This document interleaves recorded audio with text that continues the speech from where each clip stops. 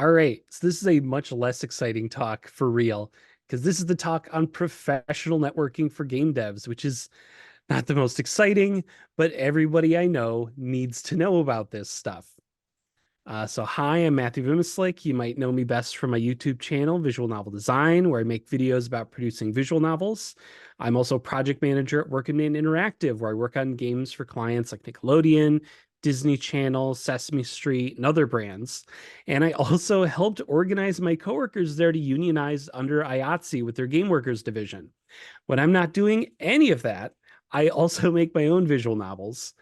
Uh, I've been in the game industry for 10 years now, and I am here to tell you the game industry is cutthroat. Even as a hobbyist game indie dev, you'll have to deal with publishers, distributors, and fans who all want to make the most bang for their buck. And more often than not, the people who get the short end of the stick are us. The GDC 2024 State of the Game Industry report just came out earlier this month, and it's worth taking a quick gander at it because this is not a steady, reliable industry to work in. Crunch is for real. People burn out in this industry. We work a lot. Nearly a quarter of surveyed game workers worked over 60 hours a week. That is a quarter of them. And while there are a lot of AAA companies that people know about that look great on a resume, most game workers work at small studios or in creative fields with very little attention. We're kind of the majority here, guys. Over the course of your career, you will work on games that are massively successful but never get talked about. Royal Match by Dream Games has made $600 million in lifetime revenue since 2021. I've never heard about it until like Monday when I purposely looked up, like, hey, what are some popular mobile games right now? If you're lucky, these games will make the company absolute gobs of money, while you make a lower salary than others with a similar skill set in other industries. If you're lucky, but more likely, you'll get laid off a lot. The GDC 2024 State of the Game Industry report reported that 7% of all game workers surveyed were laid off in the last 12 months. 7%. Over 9,000 jobs were lost in 2023, and 2024 is set to be even worse. Whether you're just starting out in the industry, you've been at it for a few years, you'll be job hunting a lot. Whether you burn out and get fired, leave your company for medical reasons, get criminally underpaid, or are one of the many contractors out there, you will constantly be looking for work. But there's a ray of hope, a way you can always be ready to anticipate market changes, find good jobs, and stay in the good jobs you enjoy. No surprise, it's the name of the talk. It's networking. According to a survey by JobVite, employee referrals are the most effective way to fill job openings, with referred candidates hired at a rate of about 30% compared to an average rate of 7% for job applicants sourced through other methods. And 91% of freelancers find work through word of mouth or referrals, mostly from past clients. This benefits workers of all types. And listen, we all know we need a network. Common advice for people starting out in any industry or people just looking for their first job is to network. But what is that exactly? How do you start? How does it even help you? Let's start by looking towards where our work comes from. Let's say you're someone with money who wants to hire a voice actor, but you do not know the first thing about voice acting or working with voice actors because Maxi has not talked to you yet. You can Google all day, but you're going to get a lot of conflicting information. What most people do in this situation is reach out to people they know or trust on advice on what to do. This is their network. If they're lucky, the people in their network will not only give them information, but find them the people they're looking for at their price point because they, in turn, also know a bunch of people of their own. A network is great for advice and help. It's indispensable when it comes to finding work. Your network will be a strong source of lifelong friends that will be with you in your professional and personal life. You want to be in people's networks, and you want other people to be in yours. The process of creating connections with other people is called networking, and while you'll be naturally reaping the benefits across your entire career, it can be difficult to imagine how to get started. Well, surprise, we're going to get you started right now. Do not be posting in chat. We're working on this right now. Let's make a list of everyone you know. This is going to be your network. The first people you write down should be family. Nepotism is real, guys. And if you have an uncle in the game industry, an uncle who works at Nintendo who gives you all the games that haven't come out yet, he can probably get you some work too. Then write down personal friends, coworkers, and friendly colleagues, but eventually you'll start writing down the most lucrative part of your list. This is where you have classmates that you never spoke to, people you met at professional conferences like this one, are a part of an organization with, or even are just people that you know from the same Discord channel. Although many people new in their career don't often consider these groups part of their network, it's inherently going to be your largest group. And while the connections will be the most tenuous, this will be the most important part of your network to utilize and will be the easiest to actively grow. Now, you may be looking at this list and say, no one here is very experienced. They're just starting in their careers too. I don't think they're going to help me out right now. That's fine. You and your connections will all be growing. And over time, as everyone's networks grow, you'll find more people with those direct connections. Now that you have your network listed out, because somehow you did it in the 2 minutes I've been talking, I talk really fast, sorry. Let's make a list of 100 companies you'd like to work with. Yes, 100. This sounds like a lot, but you want to have as wide a spread as possible to increase your chances of finding work. Remember earlier in the talk, we had that like 7% number of applicants sourced through direct applications. You're going to be applying for at least 100 companies before you find a job usually. It's kind of nuts out there. Now that you have that list made, see if anyone in your network works at these companies. If you're on LinkedIn, you can also check to see if anyone in the company knows anyone on your list. Press the little people button on any like corporate LinkedIn page. So here for Spike Chunsoft, which they don't actively maintain, it'll show you the closest connections you have to these companies. This is why old people love LinkedIn. If you're lucky, you'll find connections with companies you want to work with. You can ask them a bunch of like, hey, do you have any job openings? And it'll give you much better odds of being hired. Now, if you don't have any connections, no worries. This just means you have to expand out your network. To expand out your network, again, join relevant Discords, take some classes, go to professional conferences like this one. But in-person ones are usually best. And you can even just reach out to people that you like or admire and try to create a connection there. Once you start building these connections with some places you want to work, you don't necessarily want to reach out to your contacts for job recommendations immediately. First, you want to build up some social capital.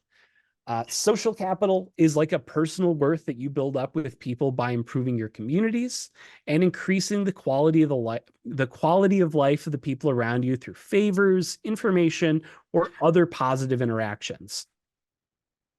Let's go back to your network for an example. Let's say 2 people in your network ask to borrow $100. One is your cousin and another is an old classmate you talked with like once maybe. You have some social math to do. On one hand, it's $100. It's worth something to you, $100. And on the other hand, why should I give that away? Why should I give that person this money? Are they someone I like? Would they appreciate it? And what would I get in return? So let's say for your cousin, you don't know them all that well, but you're pretty tight with your parents, and your parents are tight with your cousins and aunt and uncle.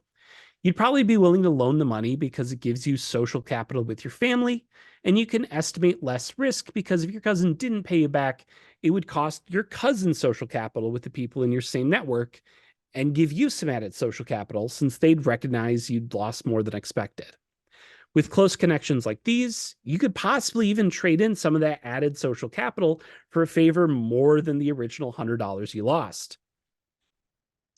But with your classmate, what do you gain from loaning them $100? Even declining the favor shouldn't reduce your own social capital because that's kind of a weird thing for a near stranger to ask anyway. You're well within your right to say no. And you don't really have enough other people who would be really impressed with you giving them $100. Now, I used $100 just to show you a possible monetary value of social capital, but ideally, you'll want most of your interactions with your network to be win-win opportunities. things that help you and the person that's helping you and earn you each more than what you lose in time and resources. If you ask for help or advice, make sure you thank them for their time and be gracious. That gratitude makes the other person feel good. And if you succeed due to their advice, let them know and thank them again. That makes them feel great. It's a win-win opportunity. Having a friendly conversation with another professional is also very nice. Everyone likes to have a nice conversation. Win-win. Likewise, you should be seeking out opportunities to use your network to help other people as much as possible.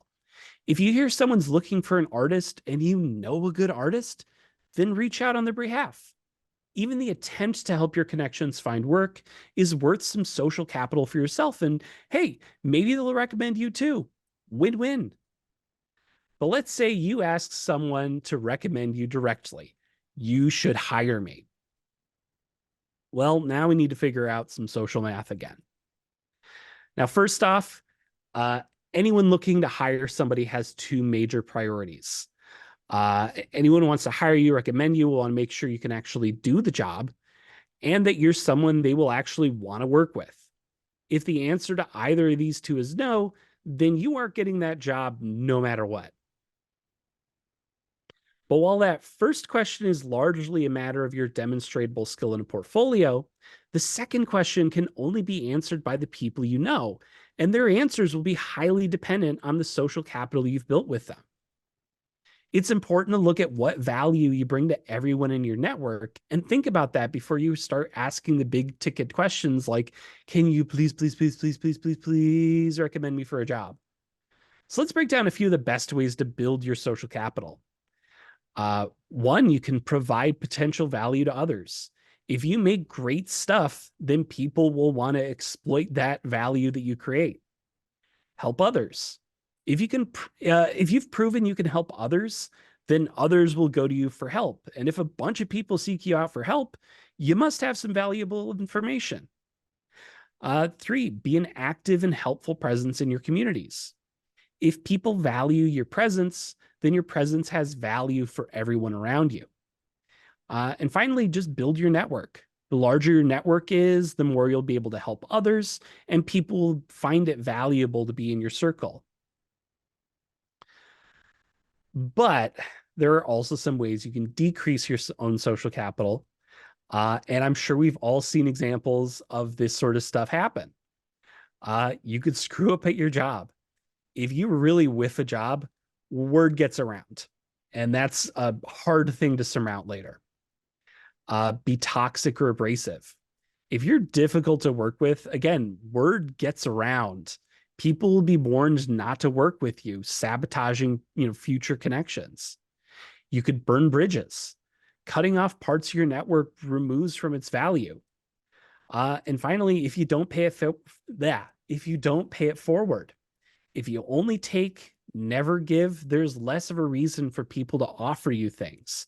Kiss is calling it out in the chat right now. Reputation is a very important thing to remember. All right, so that's networking. This is your life now. Better get good at it. But wait, you may be saying, what if I'm an introvert? I know I saw that in the chat. I saw a whole bunch of you thought I wasn't ready. I knew. Networking is not the same thing as schmoozing. As long as you're a positive influence in the community you're in, whether it be a workplace, club, or social network, the people there will be in your network. Show up in some way, be helpful when you can, be kind and courteous, and that will take you far enough. I will tell you right now, I have worked with a number of very not social people in my workplace, but I've seen that they do good work. They don't really rub anybody the wrong way. I recommend them for stuff all the time. I have helped people get jobs who I have barely talked to because the few interactions I had with them were very positive. What if I can't do the job yet? You might be asking. If you aren't confident in your abilities, take a class. You might not even need it, but just take a class in person if possible, but online's okay as long as you have a chance to interact with classmates. Show up, learn from your classmates, and get better. Those classmates also probably started out being bad or at least thinking they're bad. But now that you've all learned together, those are great network connections. Join a group with other people trying to get better. Be constructive, but be kind. Really be kind with your constructive stuff there. And everyone in that group are now good network connections for you. If you meet with professionals, ask them advice. And once you actually accomplish something, finish a project, win an award, whatever, seek them back out again and thank them for their help. If you're lucky and they find your work promising, you may have made a new network connection with them. I saw this happen with one of my coworkers. He went to a professional conference, went to one of his like illustrating heroes with a little portfolio in hand, hoping like, oh man, I would just love some advice from him. I hope he likes my stuff. He was working for that guy pretty quick. Uh, it was pretty cool. And finally, where do I find more connections? You might be asking. Ask your existing network for people you should meet. If you're just like, hey, I'm looking to talk to some people who, I don't know, do 3D modeling. Like, is there somebody I should talk to? Do a game jam and befriend everyone else who participates. Like, play other people's games. Uh, Look out for anyone who's doing something interesting and just reach out to them. Start new hobbies and meet new people. I've been hitting the gym lately. I'm enjoying that. And I'm meeting people who aren't exactly like in the games industry, but like they they could be connections to something later on. Who knows? And finally, get involved in your local community. There's lots of local events happening near where I'm at, and a lot of those professional connections have paid off for me. So there, lots of reasons you should be networking. So that's the whole talk. But wait, let's say you're not looking to get into the industry. You just want to make fun games. Most of us here, we're hobbyists. That's fine. Why do you need to do all this networking stuff, you might be asking? Okay, well, let's say you want people to play your games. We all want people to play our games. You can do marketing, spend money on ads, and aggressively post about it on social media, which again, you should still be doing those things. But you could also just reach out to streamers and YouTubers who are fans of games similar to yours and give them copies of your game for free. Thank other game devs that inspired you or helped you along the way and show them your game. Share, retweet, and recommend work by other devs who do games similar to yours. You want to create connections and build social capital by giving streamers and YouTubers content, show gratitude to leaders in your community, and by treating others how you'd like to be treated. So everybody in here, like, we're very shill positive. If you want to talk about your game, if you want to share your game, we also want to share your game with you. Now, there are no guarantees. Not everyone is going to, do this necessarily, but odds are, if you take these actionable networking steps, people are more likely to signal boost your game to others. And odds are these network connections will be more likely to help you spread the word for your next game as well, without much prompting. Or let's say you want to make a game, but you need to assemble a team to work on it. You can try taking Fiverr, post the positions on job boards where you have to pour through the applicants. Or this one's much easier, just reach out to your network. If you don't have any network connections in a particular community, join one, find the people who are trusted there, and ask them directly for recommendations. If it gets their friends money or at least gives their friends work that they'd enjoy, it's a win-win request. If you follow these steps, you're more likely to find people to join your team and minimize the odds of getting bad teammates. Or hell, any one of the large number of benefits you get from having colleagues in the indie game space. You could hear about game jams or competitions you may have not have heard about otherwise. Find people to booth with or share expenses with at a trade show or convention. This can save you hundreds of dollars. Share resource libraries with other game devs. Volunteer to beta test each other's games regularly or just build off of each other's successes. All of you Yuri fans should be retweeting each other's stuff constantly. So let me revise my previous statement a little bit. The games industry is cutthroat, but your network makes it survivable. Any questions? All right. Okay, I did see a couple fly through. Let's see here. Okay. Is it better to attach your government name to LinkedIn or a pseudonym? It's funny you say network game. Let's say professional name. If you want to build a identity uh anywhere, go ahead and stick with that identity. Personally, I would recommend on LinkedIn if you're using this to like look for work, use your government name. It just makes it easier for other people to find you. And again, can just make it easier to like passively create those network connections because people will just check for you on LinkedIn. They'll just write down your name at some point, like, oh yeah, I met this person. Let's connect with them on LinkedIn. That happens all the time. There were a few more questions. I'm gonna go scroll back, but if you guys can repeat your questions to the chat so I can see them, because the pin, we didn't have any pins. So okay. Ask if Ask um if in game dev you're working 60 hours and subject to layoffs, etc. Why not work a stable 40-hour job and spend 20 hours deving? Yeah, that's what a good chunk of the games industry does. Um, seriously, a lot of the layoffs that have been happening both this year and last, it represents people that are just never going to come back into the industry. Um, so yeah, the only reason people stay generally is if they're just really, really into games or they are the sort of maniacs who don't mind that sort of setup. And that can be kind of bad for the industry as a whole. So I'm really just fighting to make sure we just work the 40 hours a week. yep, any more questions? It's there. And again, I know this is not the most exciting topic, and it's probably not even the one that a lot of people here really want to hear about. But as someone who, for the longest time, I was like, I don't need to learn about networking. There are so many pitfalls I could have avoided, or so many opportunities I did not take advantage of because I wasn't thinking about this stuff. Um, so yeah, and especially because it doesn't seem like it. I don't like to go out and socialize all that often mostly because I hate to park. Parking anywhere is awful. We have terrible public transit. But there were a lot of ways, even just like from home, that I could have been building up my network. If I had just known, like, hey, just be nice to people, teach them stuff. Yeah, I mean, I wish I knew when I learned about networking, it was all the schmoozy stuff. This was like 20 years ago, and it was terrible. And then like later on, I learned like, you know what? If you're helpful to people, they'll remember who you are because you help them, and Yeah. they'll help you back later in the future. You just do that, be helpful, and it'll help work. Someone asked, do you have any classes to recommend? On networking, Or just in no. Again, like oh, on VN Dev.